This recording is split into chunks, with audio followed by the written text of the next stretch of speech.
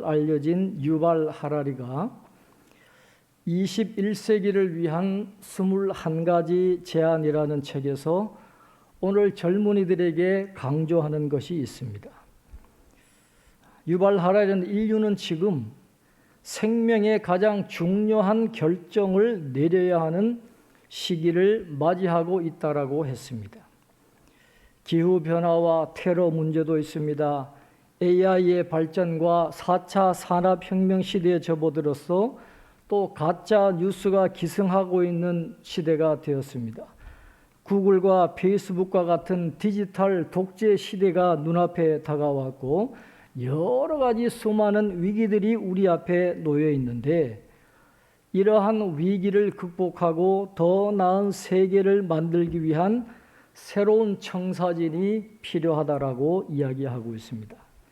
이를 위해서는 치열한 자아 성찰이 있어야 되고 새로운 사회 정치적인 모델을 구상하고 준비해야 한다고 하면서 21세기는 무엇보다도 내면 세계를 중요시해야 되고 내면 세계를 깊이 공부하고 탐구해야 된다. 그렇게 이야기를 하고 있습니다.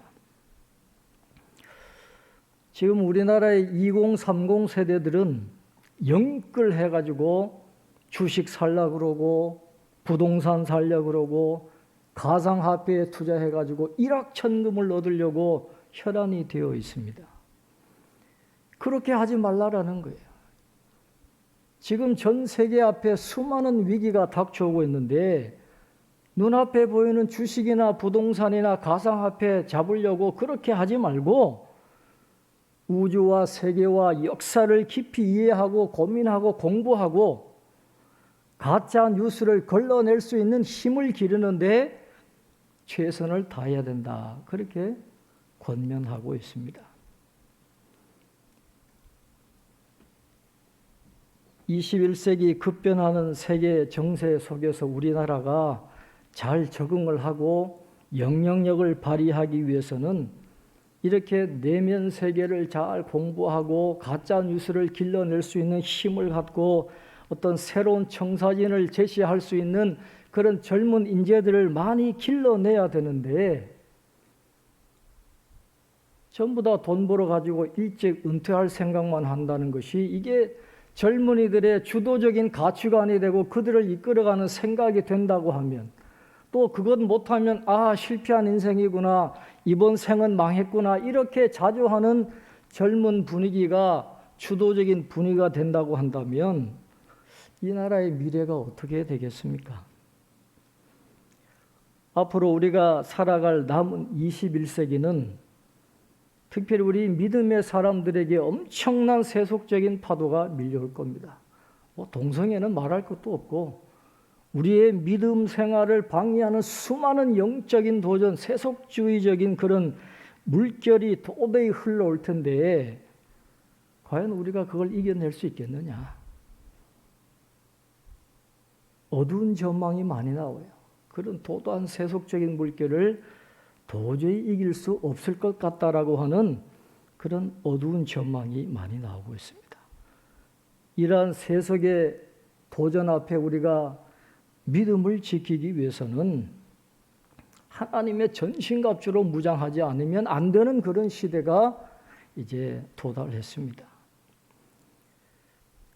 그래서 이런 시대에 자아를 성찰하고 내면 세계를 중요하게 생각하라고 권면했던 이 유발 하라리의 권면이 우리 믿음의 삶을 살아가는 저와 여러분에게도 아주 필요한 권면이라고 생각이 됩니다. 우리는 세상의 교훈에 귀 기울이기보다도 하나님이 말씀하시는 이 하나님의 말씀을 통해서 우리가 살아가야 할 영적인 교훈을 얻는 것이 정말 필요한 시대가 되었습니다.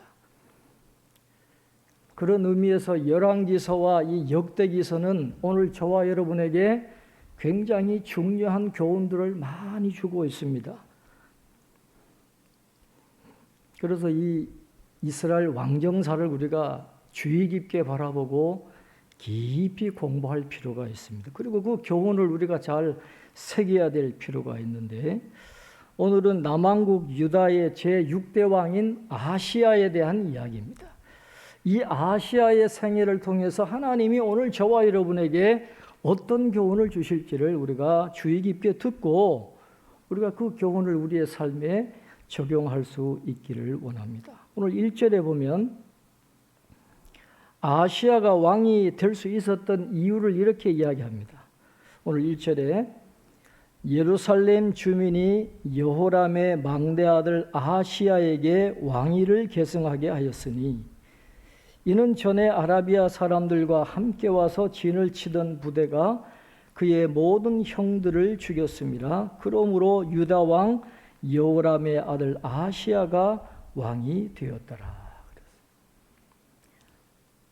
아하시야는 장남이 아니고 여호람의 막내 아들이라 그랬어요. 보통 장남이 이제 왕위를 이어받는 게 관례인데 어떻게 해서 막내 아들이 왕이 되었나? 그 이유가 나오고 있잖아요. 이 아하시야는 역대하 21장 17절에 나오는 여아하스와 동일한 인물입니다. 역대하 21장에 보면 아하시야의 아버지 여호람 왕이 하나님 앞에 악을 행했어요. 그래서 하나님이 그들을 심판하십니다. 하나님께서 그 징벌로 블레셋 사람들과 구스에서 가까운 아라비아 사람들의 마음을 격동시켜가지고 여호람을 치게 하십니다. 그래서 유다를 침략한 그들이 왕궁의 모든 재물을 빼앗아가고 여호람 왕의 아들들과 아내들을 다 탈취하고 죽여버리니까 유일하게 남은 게 막내 아들 이 아하시야였어요. 그러니까 이 여호아스만 살아남았기 때문에 이 여호아스가 남왕국 제6대 왕 아하시야 왕으로 등극을 하게 되는 것입니다. 그래서 막내가 이제 왕이 된 거예요. 그런데 문제는 이 아하시야에게는 넘어야 될 영적인 큰 산이 있다라는 것이죠. 바로 그의 어머니가 그 유명한 이세벨의 딸 아달랴였다라고 하는 겁니다. 오늘 2절에 보면 아하시야가 왕이 될 때에 나이가 42세라 예루살렘에서 1년 동안 다스리니라. 그의 어머니의 이름은 아달랴요 오므리의 손녀더라. 오늘 역대기에는 아하시야가 왕이 된 나이를 42세라고 하지만은 열왕기하 8장에 보면 22살 때에 아하시야가 왕이 되었다 그렇게 이야기하고 있습니다.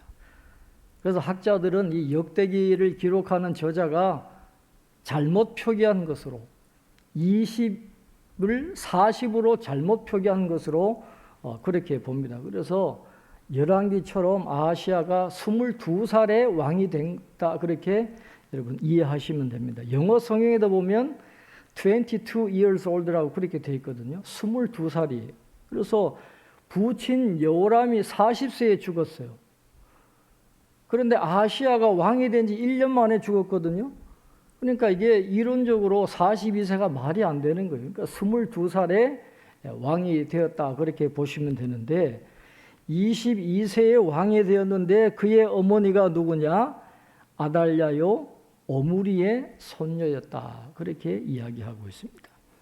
이 바알 숭배 사상으로 꽉 차 있는 그 여인이 이 아하시야의 어머니였으니까 그 아달랴가 자기 아들에게 큰 영향력을 행사해 가지고 우상을 숭배하게 했다라고 오늘 본문 3절은 이야기하고 있습니다. 어머니의 영향이 그렇게 큰 거예요. 3절에 우리 이번 주에 암송할 말씀입니다. 3절 우리 같이 읽겠습니다. 아하시야도 아합의 집 길로 행하였으니 이는 그의 어머니가 꾀어 악을 행하게 하였습니다. 아멘. 아달랴가 왕후니까 모든 세력을 다 잡고 있는 거예요. 배후에서 모든 세력을 다 잡고 그 아하시야를 조종하게 됐다라고 이야기합니다. 이 우상을 숭배하는 이방 여인이 유다의 심장부에 들어와 가지고 이 왕궁에 들어와 가지고 완전히 우상 숭배하는 분위기로 바뀌어 버리니까 이 남왕국 유다가 하나님의 소유요, 제사장의 나라요, 거룩한 백성이었는데 그 특성을 지금 다 잃어버리고 말았다라고 하는 것입니다. 이 아시아의 할아버지가 여호사밧이잖아요. 그러니까 믿음이 있는 이 여호사밧 집안의 며느리로 들어왔지만은 아합의 딸 아달랴는 하나도 변하지 않았어요. 오히려 이 여호사밧의 집안이 아달랴 때문에 완전히 우상숭배로 변질해 버렸다는 것을 성경은 말씀을 합니다. 그만큼 죄의 힘이 그만큼 무섭다라는 것입니다. 여러분, 우리가 정면으로 악과 부딪혔을 때 이길 수 있다라는 보장이 없어요. 그래서 아예 끊어버려야 돼요. 아예 원천 봉쇄를 해버려야 돼요. 요셉이 보디발의 아내가 유혹할 때 그곳을 벗어난 것처럼 아예 원천 봉쇄를 해버려야지 같이 있다가는 그냥 넘어가는 거. 죄의 힘이 그만큼 무서운데 오히려 아달랴가 여호사밧의 집안을 완전히 우상 숭배하는 집안으로 바꾸어 버렸다라는 것이죠. 그래서 우리가 악인들과 타협하면 나만 무너지는 게 아니에요. 내 자식들, 내 손주 세대까지도 다 무너진다는 걸 우리는 잘 알아야 됩니다. 이 아달랴의 영향을 받은 아시아가 어떤 삶을 살았을까요? 4절을 보면 이렇게 말씀합니다. 그의 아버지가 죽은 후에 그가 패망하게 하는 아합의 집의 가르침을 따라 여호와 보시기에 아합의 집같이 악을 행하였더라. 그렇게 말씀합니다. 남왕국 왕이면 그들에게 모범을 보여주는 다윗 왕의 길이 있잖아요. 살 수 있는 다윗 왕의 길을 버리고 패망하게 하는 아합의 집의 가르침을 따라서 여호와 보시기에 아합의 집같이 악을 행했다. 그렇게 말해요. 그러니까 아합의 집의 가르침을 받으니까 어울리는 사람도 똑같은 부류의 사람들하고 어울리게 되어 있는 거예요. 자, 그러니까 5절에 이렇게 말씀하잖아요. 자, 우리 5절 한번 같이 읽겠습니다.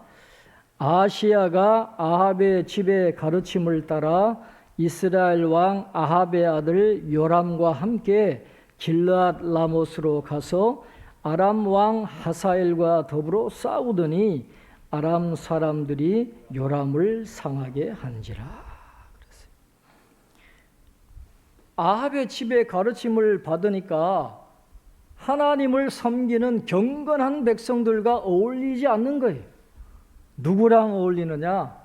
똑같이 바알을 숭배하는 그 사람들하고 어울리게 되는 거예요. 그러니까 이 북왕국 아합의 아들 요람과 어울리게 되면서 함께 길르앗 라못을 전쟁하는데 거기에 참여해가지고 하사엘과 싸우는 그런 선택을 하게 되는 것입니다. 그런데 아시아 왕은 위에 선왕들이 하는 걸 그대로 모방을 하고 있어요. 아버지 요람처럼 바알 우상을 계속 숭배합니다. 그리고 할아버지 여호사밧과 같이 북이스라엘 왕과 함께 아람 정복의 원정을 같이 떠나는 거예요. 이것을 보면 부모들의 잘못은 자식 때에 와서 반드시 반복하게 되어 있다는 것을 이야기하는 것입니다. 그래서 우리는 부모님들은 항상 자녀들 앞에서 조심해야 돼요. 우리가 던지는 사소한 말 한마디도 자녀에게 상처가 줄 수 있고 그런 말 한마디도 자녀들의 가치관을 형성할 수 있기 때문에 부모님들은 자녀들에게 언제나 큰 영향을 끼칠 수 있다는 것을 생각하고 좋은 유산을 물려줄 수 있도록 우리가 최선을 다해야 되는 거예요.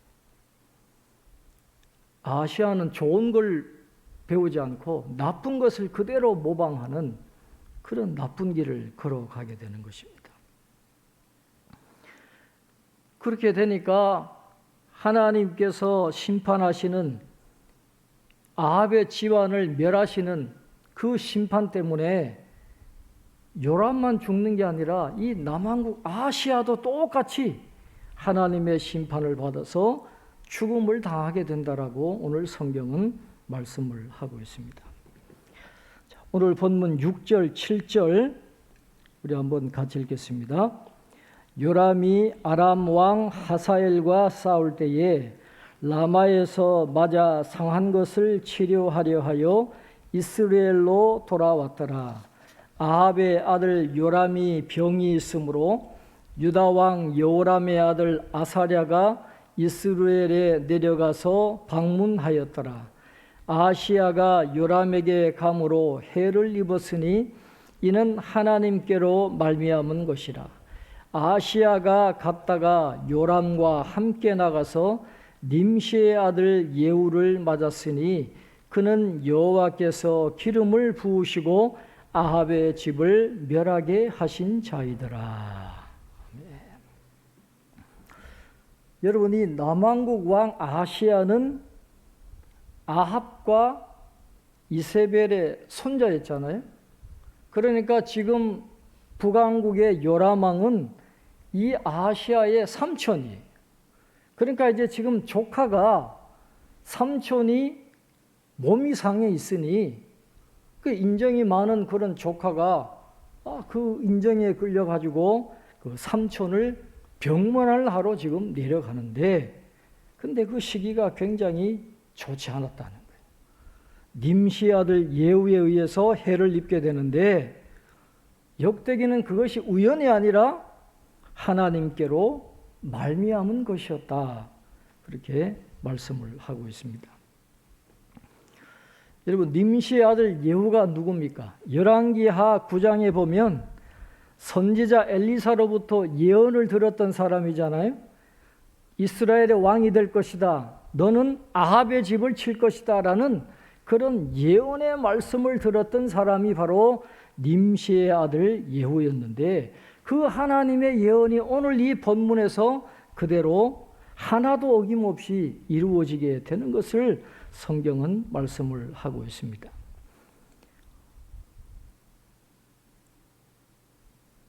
오늘 요람이 죽은 데가 어디예요? 이스르엘이잖아요. 이스라엘이 아니라 이스르엘이라는 곳에서 죽었는데, 여러분, 나봇에게 빼앗았던 포도원이 있던 자리가 어디예요? 바로 이스라엘이거든요. 그리고 이스라엘 지방에서 개들이 이세벨을 먹으리라 하는 예언도 이루어진 곳이 바로 이스라엘입니다. 하나님의 예언이 정확하게 이루어진 것을 오늘 성경은 이야기를 하고 있어요. 그러니까 아합의 집안인 요람은 하나님의 징벌로 죽을 수밖에 없었어요. 그러나 요람뿐만 아니라 이 아하시야도 아합의 길을 걸어갔기 때문에 하나님의 심판을 받아서 같이 죽을 수밖에 없었다라고 하는 것을 오늘 성경은 우리에게 가르쳐 줍니다. 아하시야가 왜 죽을 수밖에 없었습니까? 여호사밧과 요람의 잘못을 그대로 반복했기 때문에 죽은 거예요. 그런 것을 우리가 생각해 보면, 사탄이 우리를 넘어뜨릴 때 뭐 대단한 방법, 늘 새롭고 창조적인 방법으로 우리를 유혹하고 넘어뜨리는 게 아닙니다. 여러분, 우리가 실패한 것들을 한번 생각해 보시면, 우리가 유혹을 받고 넘어지고 실패한 경우에는 어떤 패턴이 있는 걸 우리가 발견하게 돼요. 같은 것 때문에 넘어집니다. 반복적으로 넘어져요. 몰라서 죄 짓는 게 아니거든요. 우리가 그게 죄라는 걸 알고 있습니다만은, 그러나 죄의 유혹이 너무 크니까 또 당하는 거예요. 그래서 똑같은 잘못에 또 넘어가는 연약한 우리의 모습. 할아버지와 아버지의 잘못을 똑같이 반복하는 아하시야처럼 오늘 저와 여러분에게 반복되는 약점이 있다고 하면 하나님께 도움을 구해야 돼요. 내 힘으로는 안 되게 돼 있어요. 넘어질 수밖에 없어요. 오늘 성령 강림절인데 성령께서 우리를 도와주셔야 우리가 그걸 이길 수 있지, 우리 힘으로는 안 되는 거예요. 하나님, 제가 반복하는 이 약점을 끊을 수 있도록 도와주십시오. 그렇게 기도해야 우리가 그런 죄의 유혹으로부터 벗어날 수가 있게 된다는 것이죠.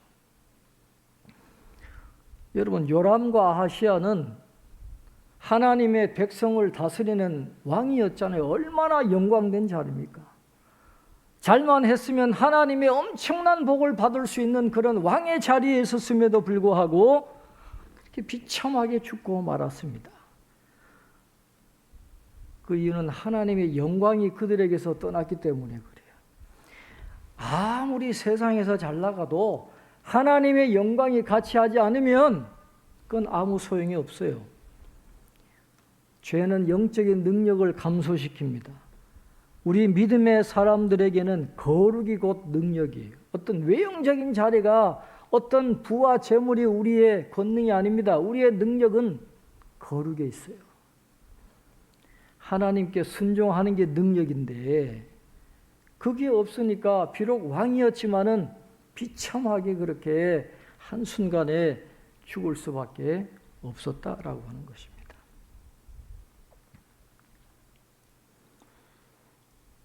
요람도 죽었고 아하시야도 죽었어요. 그러나 오늘 님시의 아들 예후가 아하시야 왕을 죽였지만은 그러나 아하시야에 대해서는 여호사밧 때문에 장사를 치러 주었다 하는 말씀이 기록이 되어 있습니다. 오늘 8절 9절 우리 한번 같이 읽겠습니다. 8절 9절입니다. 예후로 하여금 아합의 집을 심판하게 하실 때에 유다 방백들과 아하시야의 형제들의 아들들 곧 아하시야를 섬기는 자들을 만나서 죽였고 아하시야는 사마리아에 숨었더니 예후가 찾음에 무리가 그를 예후에게로 잡아가서 죽이고 이르기를 그는 전심으로 여호와를 구하던 여호사밧의 아들이라 하고 장사하였더라. 이에 아하시야의 집이 약하여 왕위를 힘으로 지키지 못하게 되니라. 아멘. 북왕국 이스라엘의 왕들은 하나님께 배역하고 타락하고 죄를 지으면 하나님이 가문 전체를 다 멸해 버리십니다. 그래서 반역이 일어나고 새로운 왕조가 등장하잖아요. 왕조가 계속 바뀝니다. 북왕국 이스라엘은. 그런데 남왕국은 그렇지 않아요. 패역한 왕이라 할지라도 심지어 악한 왕 요람조차도 그 맥이 끊이지 않도록 하나님이 은혜를 베풀어 주신다라는 것입니다. 오늘 아하시야도 비참하게 죽었지만은 여호사밧 때문에 그래도 장례는 치르게 되었다라고 이야기하잖아요. 하나님이 왜 남왕국 유다 왕들에게는 왜 이런 은혜를 베풀어 주십니까? 그건 유다 왕조의 시조인 다윗 왕과의 언약 때문입니다. 역대하 21장 7절에 보면 여호와께서 다윗의 집을 멸하기를 즐겨하지 아니하셨음은 이전에 다윗과 더불어 언약을 세우시고 또 다윗과 그의 자손에게 항상 등불을 주겠다고 말씀하셨습니다. 그렇게 말씀합니다. 역대기에 계속 강조되는 것은 하나님은 프라미스 키퍼라 그랬잖아요. 언약을 지키시는 하나님. 하나님은 다윗과 한 언약을 지키십니다. 그래서 그 후손 왕들이 아무리 변절하고 아무리 타락해도 하나님은 그들의 왕조가 이어지도록 하나님이 역사해 주신다라는 것이죠. 그 죄를 하나님이 묵과하셨기 때문이 아니라 그의 조상이나 그와 관련된 어떤 믿음의 사람에게 주신 하나님의 언약 때문에 그런 은혜를 주셨다라는 것입니다. 그래서 시편 102편 28절은 주의 종들의 자손이 항상 있고 그 후손이 주의 앞에 굳게 서리이다라고 말씀하고 있는 것입니다. 주의 종들의 자손은 항상 있을 것입니다. 그래서 유다 왕조로서는 이런 다윗과 같은 좋은 믿음의 조상을 두었다라는 게 얼마나 큰 축복입니까? 그들이 아무리 잘못해도 언제든 회개하고 다윗의 영성으로 돌아가기만 하면 하나님이 회복하시고 다시 복을 주시는 그런 은혜를 받게 되는 것처럼 어떤 한 가정에 다윗과 같은 믿음의 사람 한 사람만 제대로 바로 서면 하나님이 그 가문에 은혜를 주신다라는 것이죠. 그래서 우리 성도님들 가정에 그런 믿음의 사람들이 한 사람씩 꼭 있기를 축원합니다. 하나님이 기뻐하시는 믿음의 명문가로 세워지는 그런 축복이 우리 성도님들 가정에 있기를 바랍니다. 왕들이 다 죽어버렸어요. 요람도 죽어버리고 남왕국의 아하시아도 죽어버립니다. 그러니까 이때를 틈타서 아달랴가 자기가 왕이 되는 거예요. 모든 왕국의 씨를 다 죽여버리고 자기가 왕이 되려고 했지만은, 그러나 하나님은 그루터기를 남기십니다. 구원의 계보를 이어가게 하시도록 하나님이 역사하시는 장면이 오늘 10절부터 12절까지 말씀에 나와 있습니다. 자, 오늘 10절부터 우리 12절까지 한번 같이 읽겠습니다. 아하시아의 어머니 아달랴가 자기의 아들이 죽은 것을 보고 일어나 유다 집의 왕국의 씨를 모두 진멸하였으나 왕의 딸 여호사보앗이 아하시아의 아들 요아스를 왕자들이 죽임을 당하는 중에서 몰래 빼내어 그와 그의 유모를 침실에 숨겨 아달랴를 피하게 하였으므로 아달랴가 그를 죽이지 못하였더라. 여호사보앗은 여호람 왕의 딸이요 아하시아의 누이요 제사장 여호야다의 아내이더라. 요아스가 그들과 함께 하나님의 전에 6년을 숨어 있는 동안에 아달랴가 나라를 다스렸더라. 그랬어요. 다 죽음을 당했지만은 왕의 딸 여호사보앗의 손길을 통해서 하나님이 한 왕자를 살립니다. 그가 바로 요아스인데, 나중에 성경을 읽어보면 알 수 있는 것처럼 요아스가 왕위에 오를 때 나이가 7살이라 그랬잖아요. 그래서 오늘 성경에는 하나님의 전에 요아스가 6년을 숨겨져 있었다 그랬어요. 그러면 지금 이 사건이 일어났을 당시에 아달랴가 그 아하시아 왕들의 자식들을 다 죽였을 때 이 요아스의 나이가 몇 살이었느냐? 태어난 지 몇 개월 안 됐을 때요. 아주 어린 아이. 그런 아이를 하나님이 여호사밧을 통해서 살려냈다라는 거예요.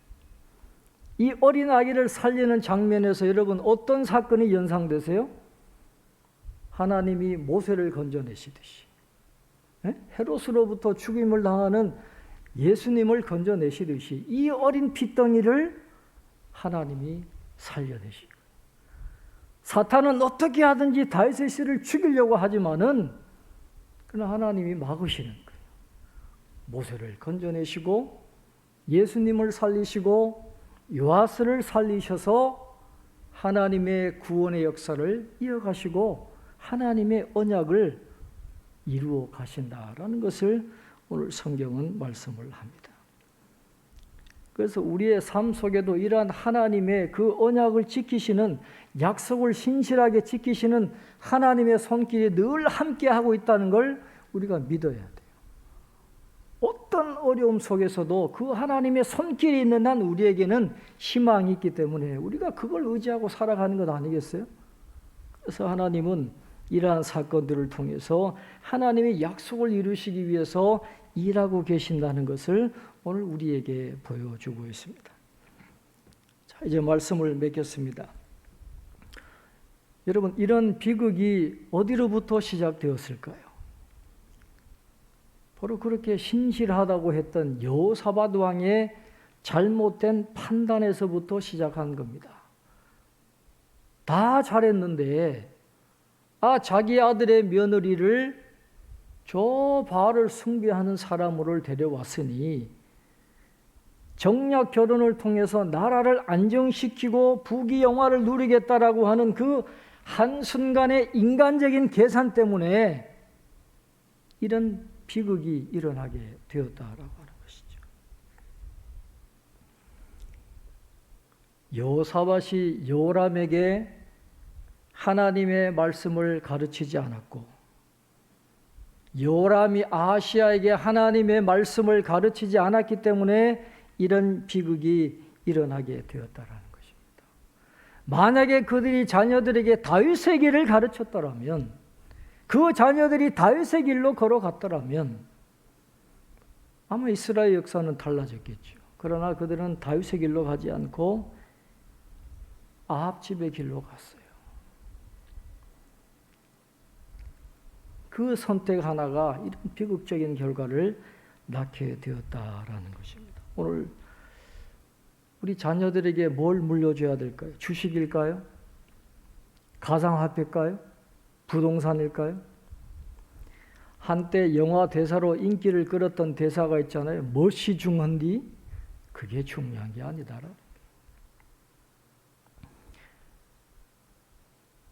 자녀들이 아합 집의 가르침을 따라가려는 유혹을 받는 시대가 되었습니다. 그걸 이겨내는 게 보통 쉽지 않아요. 그러나 오늘 성경은 말씀하잖아요. 패망하게 하는 길이라는 거예요. 눈에 굉장히 화려해 보이고 그걸 따라가면 좋을 것 같지만은 그건 패망하는 길이에요. 아합 집의 길로 가면 안 돼요. 다윗의 길로 가야 됩니다. 그래서 우리 자녀들이 영적으로 바로 서도록 우리가 기도해야 되고 그 자녀들에게 영적인 유산을 물려주어야 된다는 것입니다. 그리고 이스라엘 왕정사를 보면서 여러분 뭘 느끼세요? 잘 될 때, 평안할 때, 번영할 때 넘어지기 쉽더라는 거예요. 그렇게 신실하던 왕들이 잘 되니까 교만해서 넘어지잖아요. 그래서 잘 될 때, 평안할 때, 문제 없을 때, 형통할 때 그때 조심해야 돼요. 그때 기도 많이 해야 됩니다. 앞으로 이 시대는 기도하지 않고는 이겨낼 수 없는 시대입니다. 우리나라가 물질적으로는 잘 살겠죠. 더 GNP도 올라가고 더 살기 좋은 나라가 되겠죠. 그러나 영적으로는 더 힘든 시대가 올 거예요. 특히 우리가 믿음 지키기가 굉장히 힘듭니다. 정신 바짝 차리지 않으면 안 돼요. 하나님 말씀 붙잡고 기도하고 몸부림치지 않으면 이 영적인 유산을 이어가기가 절대로 쉽지 않은 그런 때인데, 그러나 영원히 잘 되는 길은 그 길로 가야 돼요. 다윗의 집으로 가야 됩니다. 아합의 집으로 가면 안 돼요. 그래서 오늘 우리가 다시 한번 이 말씀을 통해서 저와 여러분도 다윗의 길을 걸어가는 것으로 선택하고 그런 영적인 모범을 통해서 우리 자녀들도 동일하게 다윗의 길로 갈 수 있도록 우리가 잘 인도해서 하나님의 구원의 계보가 대대로 이어지는, 그리고 믿음의 명문가가 되는 우리 성도들 가정 되시기를 주님의 이름으로 축원합니다. 기도하겠습니다. 하나님 아버지, 은혜와 사랑을 감사합니다. 오늘도 저희들 부르셔서 예배드리게 하시고 또 예배 가운데 하나님의 말씀을 듣게 하시니 감사합니다. 하나님 아버지, 아하시야가 다윗의 길로 걸어가지 않고 아합 집의 길로 가고 아합 집의 가르침을 따라가고 아합 집안 사람들과 함께 타협하고 그들과 함께 했을 때에 어떤 결과를 맞이했는지 오늘 말씀을 통해서 분명히 깨닫게 하심을 감사합니다. 하나님 아버지, 우리 앞에도 선택의 길이 놓여 있습니다. 다윗의 길로 가야 할지 아합 집의 길로 가야 할지 우리가 어떤 선택을 하느냐에 따라서 분명한 결과가 차이가 있는데, 하나님 아버지, 우리 힘으로는 좋은 길을 선택할 수가 없고 사탄의 유혹을 이겨낼 수가 없습니다. 성령께서 도와주셔서 우리의 영적인 눈이 밝게 떠지게 도와주시고 하나님의 말씀대로 다윗의 집안의 길로 걸어갈 수 있는 저희들 다 될 수 있도록 축복하여 주시옵소서. 앞으로 이 시대는 세속의 도도한 물결로 인하여서 참 믿음 지키기가 어려운 시대가 되었습니다.